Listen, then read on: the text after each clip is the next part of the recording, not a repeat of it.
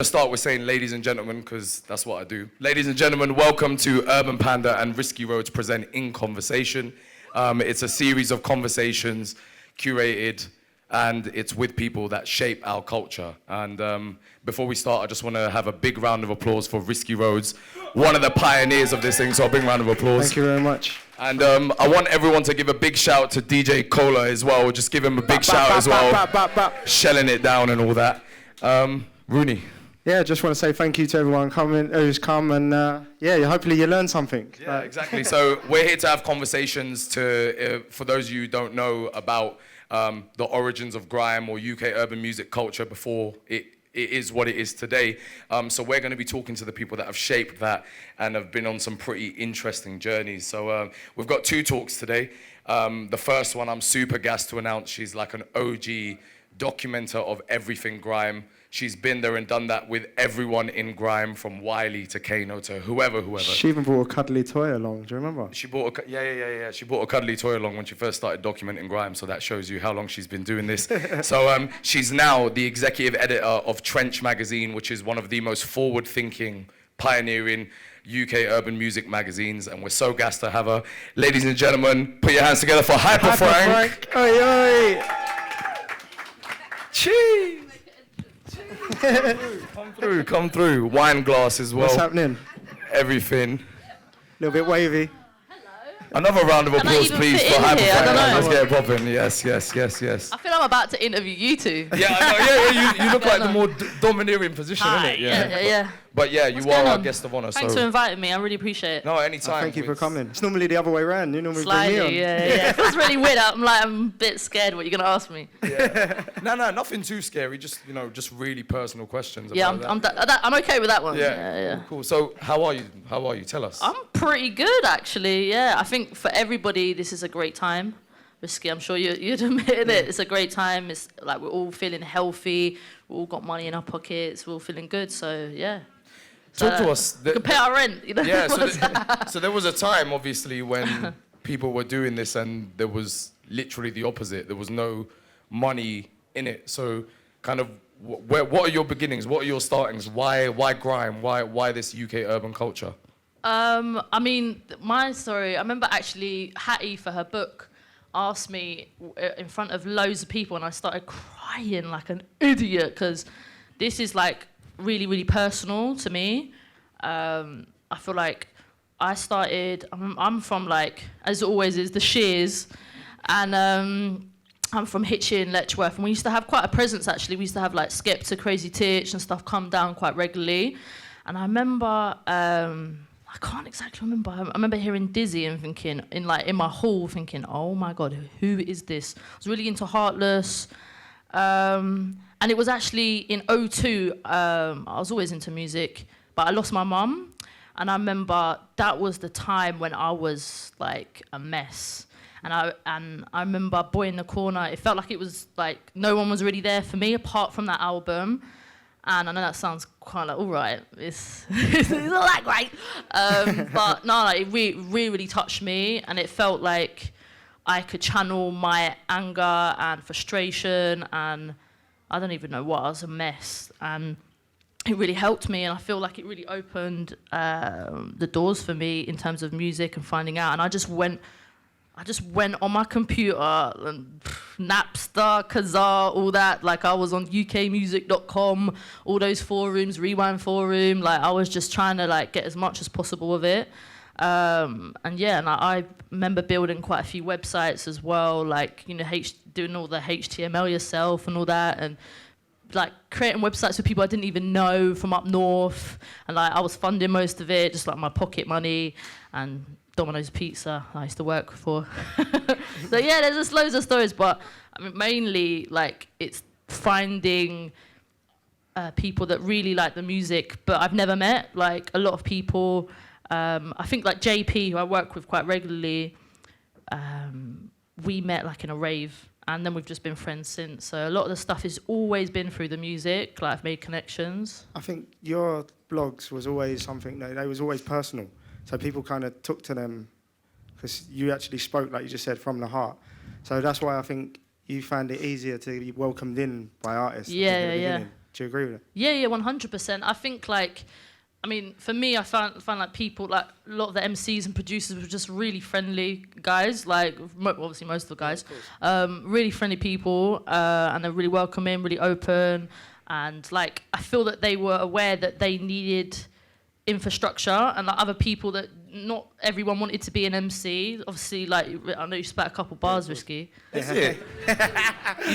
Like Chucky, I saw you. We mentioned there was a live performance coming up, so you know there's a clue in it. Chucky back to back. You did, man. He slightly took Wiley. I'm not gonna lie. But yeah, what was it? I can't remember what I was talking about. Being welcomed in by the welcome in. I mean, everyone was just so friendly, but I think it was like, yeah. Everyone's really friendly, but like, what are you doing? Like, what are you gonna do? Like, are you just here to beg friend or take pictures of yourself with MCs that's dead? See, for me personally, when I got involved, I kind of used Risky Roadz as, in a way, it's like an alter ego to Rooney, to get into the thing and to do what I wanted to do. Is that kind of essentially what you did to kind of get away from the stuff that was going on in your life? You know what? I was. This is gonna sound mad because obviously I'm feminist, Go for it. but We're all mad. I'm obviously 100% feminist, but I was a proper bitch. Like, I was not gonna lie. Like, I was like, so like, that's where the name comes from, Frank. Like, I was just too honest. I was saying, I remember like I had issues with, you know, Infrared from New Brand Flex. I remember I said like, like, who's this guy kissing, like, trying to cough on a track? Like, that's ridiculous. Like, what are you doing? And I sent for me on MSN, and it just got emotional. But obviously, you know, we're cool now. But yeah, it was quite funny. Just obviously, people were quite sensitive to their music, and he thought that was quite artistic. Yeah. I mean, it was. So most people, like, you've developed your name before we now know you as like Laura Hyperfrank Brosnan, and it's always been like Hyperfrank and stuff like that. So when you've approached people and whatever, when they're hearing like a name Hyperfrank, has anyone ever thought, all right, like, have they ever been so? Have they ever been? Probably think I'm a guy now. Anyway, no. Have they ever been surprised that you're like it's a girl? Because the time that you were coming out and doing all these forums and linking people, this was like a really raw time in the scene where it wasn't the nice shiny infrastructure that we have now. It was literally nothing, and you make it as you go. So right. So this is what happened. So I was like 17 or 18 when I started my blog. And I was just going ham. I was going in. I was just writing a madness. The same, really, what I believed in.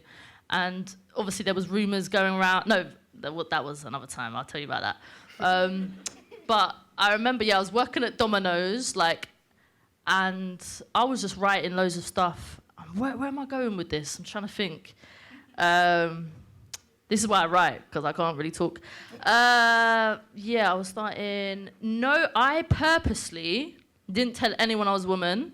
I obviously am aware that, like, you know, as soon as you're a woman, people are going to be like, whatever, like, you don't know anything. You always have to prove yourself. So obviously behind a computer, you can do anything you want. So as we know from Twitter nowadays, like, it's mad. So I basically said Hyperfrank. I wanted to call myself Hyper Pat, actually, because I used to wear big earrings like Pat Butcher. And then Hyper Pat was gone as a blog. So I was like, you know what? Actually, Frank, this makes sense. I'm going to go for, everyone called me Hyper anyway, Hyperfrank. And then everyone was like, oi, this guy's sick, you know? Oi, this guy, I rate this man. Like, this guy's sick. And I just didn't correct anybody. And then, I can't remember what happened. Then I think I started to go to, like, Dirty Canvas in ICA when they wouldn't let anybody hold nights. They held it in, like, the corner of, like, the hall of the ICA. They wouldn't even let us have like a big room. And yeah, I think like it was Chantel Fiddy or somebody, and they were like, hang on, like, I remember someone taking photos and they just put two and two together, and then I just started to obviously start to meet more people, and they clocked I was a woman. And I think that for a while was more the fans and supporters that were like, didn't really like that. Didn't really like a woman was, they respected a woman, and there was like obviously issues and stuff like that, but yes, it's what it is. But I liked playing with people a little bit because it's kind of funny to see people switch up. People respect you and then suddenly they don't. I think that's the whole kind of deal with the grime music genre originally. Everyone's got that kind of like, it's that little bit of rebellious nature. That's why it is where it is now, I suppose.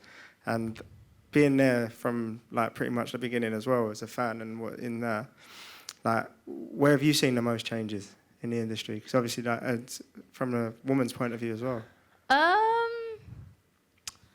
I mean, I've never seen any of the artists actually change. I think they're just like very focused on their music. But I have seen, I mean, the record labels are a joke, like, because they never cared.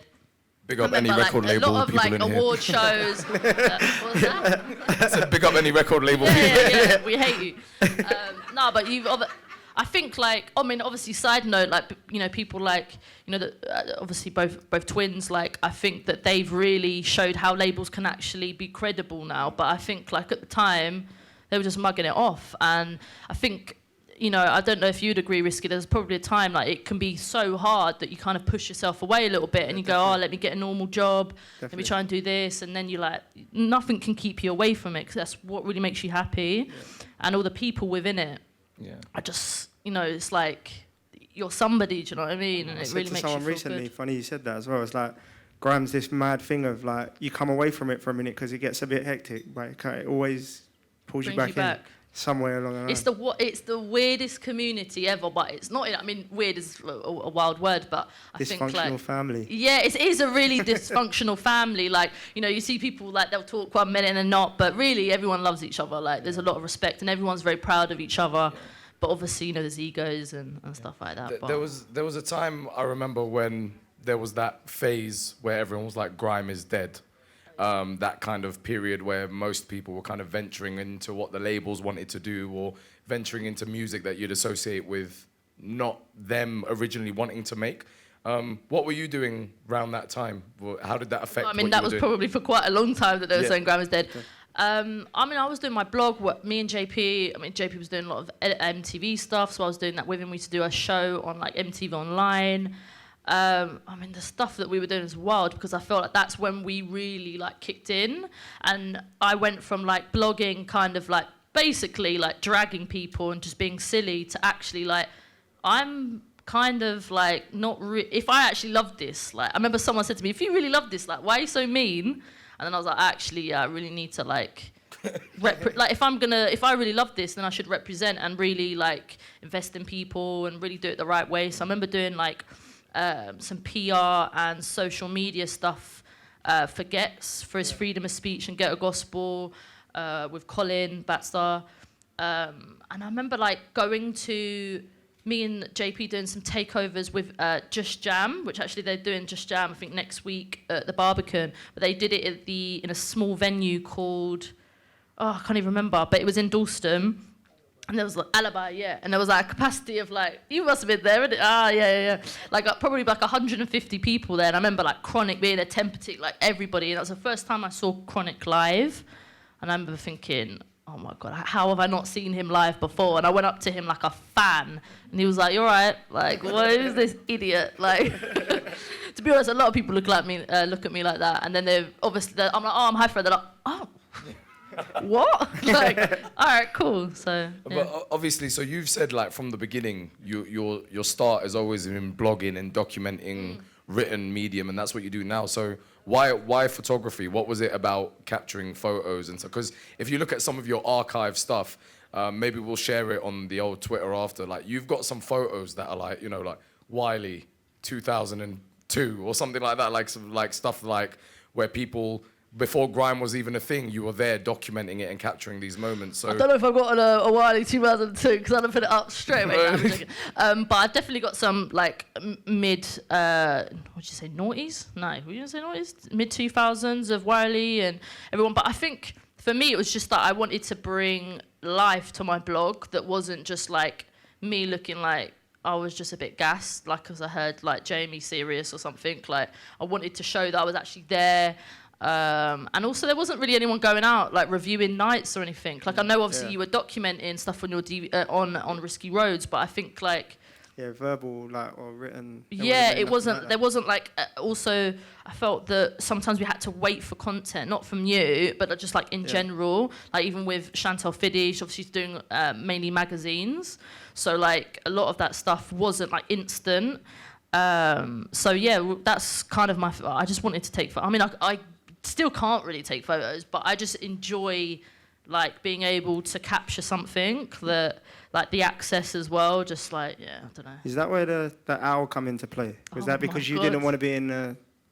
No, you know what it was? I can't even remember. I just had this like silly owl, yeah. Like I think I got it from like Clinton Cards or something, and I remember It's like a soft toy. Yeah, it's like a soft toy, and I basically would like throw it at people and take a picture with it. So I've got like, you know, Marcus Nasty, and obviously there's a reputation around Marcus Nasty. I thought it'd be like hilarious for people just to see him with a teddy bear cuddling it. Like, I was stupid. So yeah, I should do that. Like, I don't even know why I did that. I just thought I can't. Has it ever gone wrong? Has it ever gone wrong? Dashed it. D-Double wasn't very happy. He was like, what is this? And the first time I met D-Double, he was like, and D-Double was the loveliest guy ever. And I feel like, obviously now he'd be like, go on then, like, but then he was like, who is this person? And also like, what, are you throwing a teddy bear? I'm about to spit bars. Like, what are you doing? I've got the sickest like owl pun joke, but I don't want to say it in case no one laughs. So we'll say I'll it. I'll laugh. Go on, Dan. No, but it's like the owls, like, it's who. That's quite good, actually. Yeah, that was quite good. Yeah, it was quick. I like Alright, that. alright. Alright, sick. You got a couple laughs. So yeah, anyway, D-double-E didn't react nice, yeah. But I like, no, D-Double is an absolute legend. Like, seriously, I don't think I can, wow. Yeah. So, like, obviously, I think about this sometimes as well. It's like, sometimes I find it really weird that I'm sitting at home one day and I'm watching like a lot of artists, or I'm watching Risky Roadz DVDs, or I'm watching whatever Big Nasty's music videos, and then like kind of like fast forward a couple of years and I don't know, I'm kind of like liaising with them and chatting with them and I'm acquainted with them. Did you ever find that difficult? Did you ever find that like a bit mad to deal with? Like you're looking up to these people as a fan. I'm a fan, but also like, oh, by the way, I'm working now. I need to interview. Yeah. Like, every time, like even like Risky, like this is Risky Roadz. I've got all his DVDs. Like, do you know what I mean? I went to Domino's Pizza to get those DVDs. Do you know? Yeah. Every time, because you just I think just to be able to work with people, you have to respect them. Like now we've done a shoot with Sneakbo. And I was like, I've never met Sneakbo before. I don't even know, maybe I have, I can't even remember. But just to be able to have a chat with him, I was like, oh my, like, he's a legend. Yeah. Like, and I feel like he's finally getting the props he deserves. And obviously he's not grime, I'm not trying to say he is, but you know, that's political in itself. But I think for me, meeting D-Double, JME, I remember JME was one of the first people I met. And he was absolutely lovely. He's still exactly the same as he ever was. But I felt like for me, meeting Wiley was, I mean, he's just the character, isn't he? And I remember, I've met him a few times, but I remember he went, Train Mission took me, he'd done a show, and I remember he like supported him. And he went, and then I was just there, I had like a AAA, whatever. He was like, who gave you that? I was like, oh, he goes, oh, yeah, you're here with Trey, innit? And then he didn't talk to me for the rest of the day. I was like, great. Everyone's got a story about when they met Wiley. I remember me and my mate Jayesh, we were at Eskimo Dance when I first met Wiley. I blagged it backstage because I wasn't supposed to be there. And then as I met him, I was getting kicked out by security. So I was like, oh, Wiley, blah, blah, blah. And like 3 people dashed me to the floor. And then Jayesh was like, oh, you're right. I was like, yeah, I just met Wiley. Yeah, it was so sick. So job done, really, you know what I'm saying? My one of them is definitely, I think I was trying to get him for the DVD in the beginning. And you know how elusive Will is? Yeah. Trying to get him for ages. And then randomly, like one Friday night, knocked on my door, he'd been in Kentucky. He was like, hello, Roon, you all right, mate? How you been? It's just like, just turn up, just randomly out of the blue. But that's the beauty of it, though, isn't it? That's the beauty of grime, I think. You know, like, it is that, like you was just saying a little while ago, like with your photos, you feel like you can't take photos, but you do. Like, sometimes I feel like even with the filming, I don't always know what I'm doing, but we've made it our aesthetic. Yeah, and I think that's the thing with it. Innit? That's it. And the thing with grime, authentic. The thing with grime is that. And yeah. like just now you said about Sneakbo as well, you wouldn't call him grime. What identifies grime to you? You asked me this before, so I want to get a review. God, you're getting me back. I mean, obviously I feel like it's changed. I feel like, you know, there is a grime culture. But I think that, you know, I think you can't really define. I'm not going to sit here and say 140 because I've always hated that. Some of my favourite, I think like Dizzy Stop That. It's one of my favourite tunes is like 138, so it's technically not grime. But I think that you can just feel that energy. Like it's obviously straight UK. But obviously now it's growing. Like, you know, grime is. I'm a journalist, a grime journalist. I don't even know what grime is. No, you just know what it is. Like, it's an energy, it's a feeling. It's like electronic street music. I've always said it's less of a genre and more of a culture. It's two though, yeah. Because I would get we were talking about this with Sneakbo, and he was like, yeah, like people calling me grime, like. Yeah. That for me, I feel that to call him grime is a bit disrespectful because. Like, of the music he makes is clearly not grime. He might, like, someone like Mist might drop a grime track. Is he grime? Yeah. I don't know. There's also a lot of, like, I feel like sometimes we waste a lot of time as well going, like, is he actually grime? But I think it's more about, really knowing what you're talking about. And I haven't got a clue. Lovely. Well, she hasn't, then good luck to us, innit? So, that's it. I wanted to talk about, we fast forward through your documenting and your photographing. It brings us to now. You and JP, for those of you who don't know, JP is like the editor of Complex Magazine UK, and he linked up with Hyperfrank, and now they run a magazine called Trench Magazine. And it went from being nothing to like my favorite publication. Like, I appreciate it. I called like 5 people and I was like, yo, do you want to write a blog for my website? And they were like, yeah, cool, what are you going for? And I just sent them Trench Magazine. I was like, I'm going for this. I was like, make this happen for me now. I appreciate it, man. So how long did you work on Trench? How was that an idea? Okay, so Trench, I would say me and JP separately, me and like JP are the most silliest characters, I'll tell you that. We both separately wanted to do our own projects. And I think it came to a point probably last year, probably a year ago, maybe even longer than that. So it's like a year and a half, because we've been going for about 6 months. And we were like, let's put our energies together. Like, rather than I've got a lot of ideas, JP's really strong at like seeing things through. I'm like terrible sometimes. So I think that we've really merged our ideas. JP already come up with the name Trench. And he also got a lot of like support with backing as well, because the most frustrating thing sometimes is that you can like have all your energy into something, but you have to do a full-time job. And, you know, I've had to do that quite a lot, which is, you know, is annoying. And I hate it. But it's life, isn't it? And you, like, to live in London, you have to be able to work. If you're not, you're privileged as F. So, yeah, year and a half ago, we just thought, boom, come up with Trench. And we already knew what we really wanted to do. We wanted to kind of meet between, you know, like a link up to ID, really, or Dazed in the middle. And I think that there hasn't really, and there's pockets of like platforms that may like do their quota for the 6 months. Oh, we've done one grime article. Well, now it's obviously a bit more, but we really felt that the culture, like, I hate when people say the culture, I've just said it. When like you know, like everything that we see around us, like I don't think people are getting the right writers to write about it at all. Like for me personally, like I shouldn't be the only person writing about grime. Like, you know, I am out of London. Obviously, I've documented the culture for a long time, but there's so many important voices that deserve to be heard and deserve the platform, and they deserve to get paid for it too. So was our main aim, to kind of just like, rather than just, you know, great, 2002, 2005, that's what happened, blah, blah, blah. We really want to dissect what's happening right now. Like, even to, you know, Dave's newest How I Met My Ex, or exploring, you know, for our heritage archive, what is going, kind of like where our history is in terms of like, grime is amazing and very, very important, but there's also been a lot of like UK rap,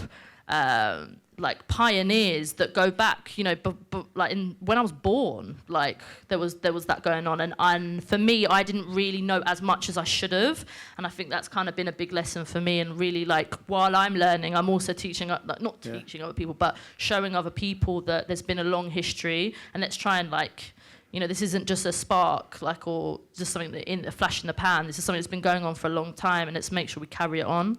See, like, for you, a little bit away from like Trench and stuff, you know, like you got the everyday media. How frustrating is it for you as well as a writer when you see people who know nothing about it?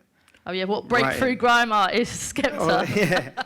Or like what they're doing at the moment when they try and tarnish the scene of what we've done. Like Wiley's MBE, they try to poo-poo it with I mean, I think like, I mean, obviously the Daily Mail is scum.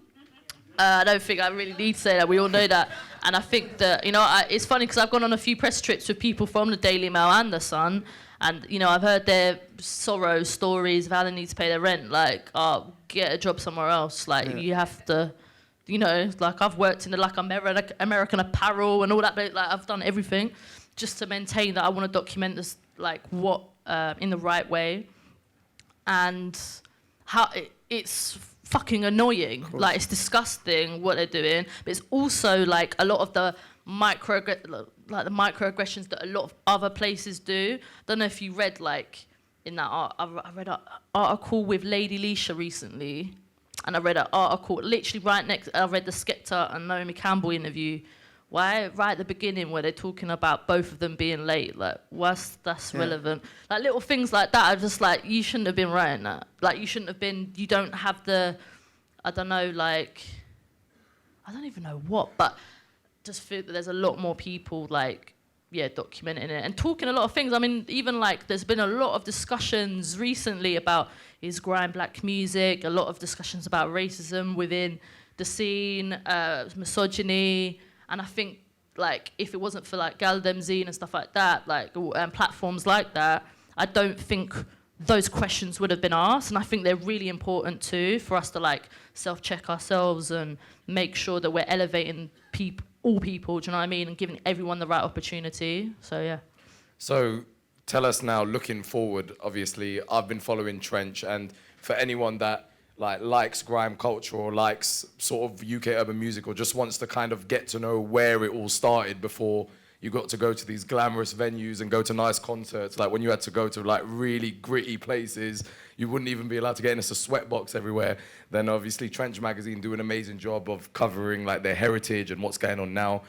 So do check that out. What's next? I don't want to sound cliche and ask a stupid question. Next? What's next for Trench? But like, where are you looking at? We're about to drop our own like fanzine, which is we're going to be dropping probably every like 3-4 months. We're supposed to drop one by now, but I think the first one we obviously need to create the blueprint, do you know what I mean? So then we can replicate it. But the first one is a veteran. I'm not going to say who it is, but that's going to drop real soon. What's the first 5 letters of their name, and then you can leave the rest a mystery. I'm not saying anything. Go on, I'll bleep you. But what? I'll bleep you. No. I'm not going to say anything. But no, it's like a fanzine, like back in the day, like it's like a scrapbook of it's wild, but. Sick.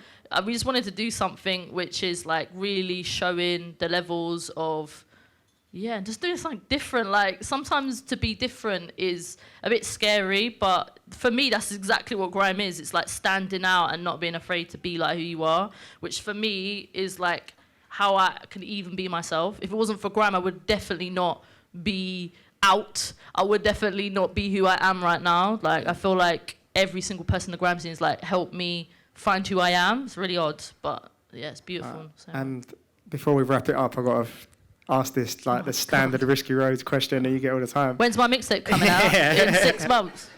No, for any like up and coming writers, bloggists, what is your advice? So I feel like the game has really changed in terms of writing. First of all, do not expect like. What am I about to say? Don't expect anyone to reply to you because people are horrible. Like, go to events, like actually network. Like I'm sure Risky Roadz is very busy, but he's here right now. You can ask him anything. Like, you probably conduct an interview if you really wanted to.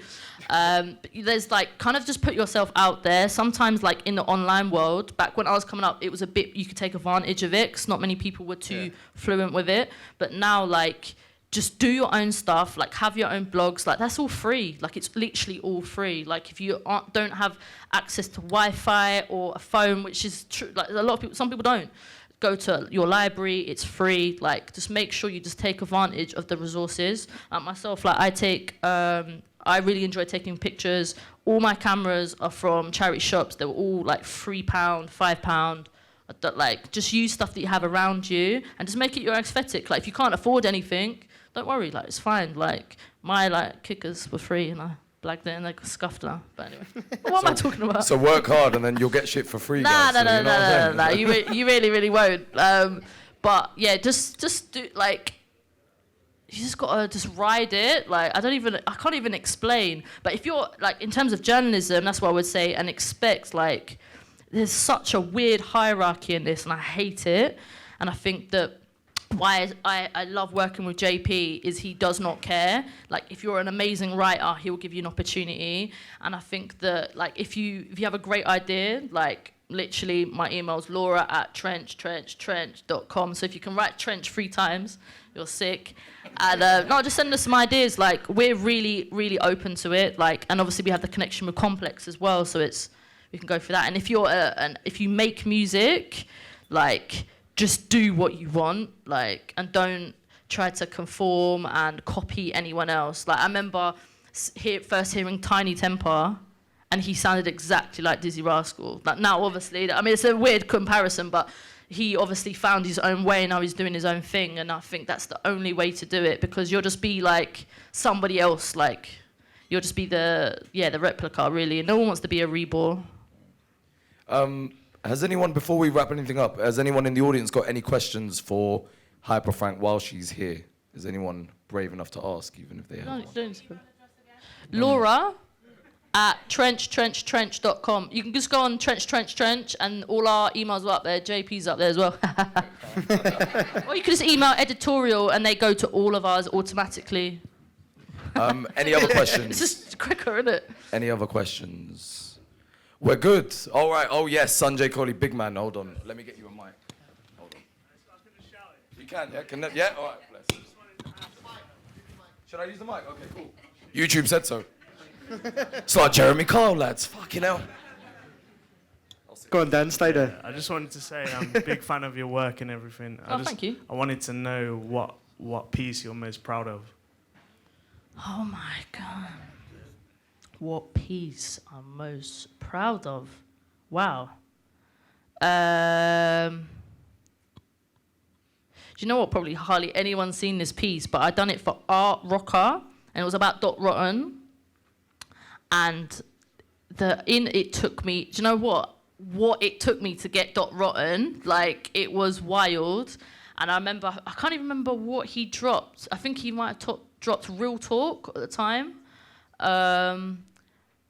Yeah, I don't even know what I did, but that was my first proper piece that I felt like, wait, I've got an exclusive here, but actually no one cared at the time because like it wasn't that big of a deal. But for me, I felt like that was my, I don't know, just really good. And I've written some pieces that I probably wouldn't ever write now, like because I just feel like it's a waste of my time. But I think I really enjoy interviewing people. And I really enjoy taking photos. I feel like that's kind of like my, even though I'm a writer, I feel like now I take like. It's a release. Do you know what I mean? That's why I started writing, because it was a release, and now like that's my job. So now I'm like, what's my next thing? So now like photos. That's weird because photos is mine as well. But I've seen your D-double pic with the blue hat. With the blue hat. I need that as a print or something, man. I'll get it done for you. That's sick. Thanks, mate. Appreciate it. But yeah. Go on, anyone else? Any more questions? No, we're good. Okay, cool. Ladies and gentlemen, Hyperfrank. Thank you. Thank you very much.